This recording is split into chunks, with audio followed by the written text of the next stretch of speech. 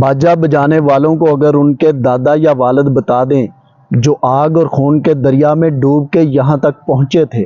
کہ اس دن ان پر کتنی قیامتیں گزری، کس طرح وہ محض ایک اعلان سے بھری کائنات میں بے بس مسافر ہو گئے، نسلوں اور فصلوں سے ان کا رابطہ یکا یک کٹ گیا، جو سردار اور بادشاہ تھے ایک ہی لمحے میں فقیر اور بے در ہو گئے،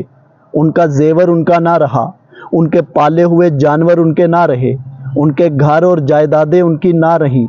جہاں وہ مالکوں کی طرح پھرا کرتے تھے وہاں سے چوروں کی طرح نکلنے پر مجبور ہو گئے، وہ جتنے چلے تھے راہ میں کٹ کٹ کے بالکل اتنے منزل تک نہ پہنچے،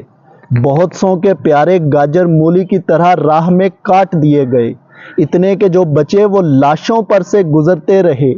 کہیں بہت مرد مار دیے گئے، کہیں بچے بالکل نہ بچے، کہیں خواتین پکڑ لی گئیں، کہیں وہ اغیار کے ہاتھوں جانے کے ڈر سے اندھے کنووں میں کود گئیں۔ کچھ وہ لوگ تھے جو زندہ تو بچ گئے مگر زندگی ان کی موت سے بدتر رہی، وہ اپنوں سے بچھڑ گئے اور پھر زندگی بھر نہ ملے۔ یہ ہم ہی جانتے ہیں، یہ دکھ بھرے واقعات اگر یہ نسل جان لے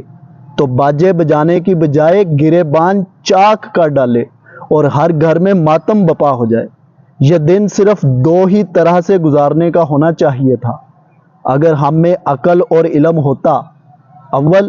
اس درد میں ڈوب کے شہدائے پاکستان کے لیے دعا کرتے، اور دوم، سجدوں میں گر کے تشکر بجا لاتے۔ یہ رویہ مگر کہیں نہیں ملتا، نہ قومی سطح پر نہ عوامی سطح پر، کہیں فاسقانہ راگ و رنگ ہے تو کہیں سڑکوں پر پاں پاں کرتے بے قابو جوانوں کی ہلڑ بازی۔ آدمی دکھ سے سوچتا ہے کوئی بھلا اپنے بزرگوں کی اذیت ناک ہجرت و قیامت کا یوں تمسخر اڑاتا ہے۔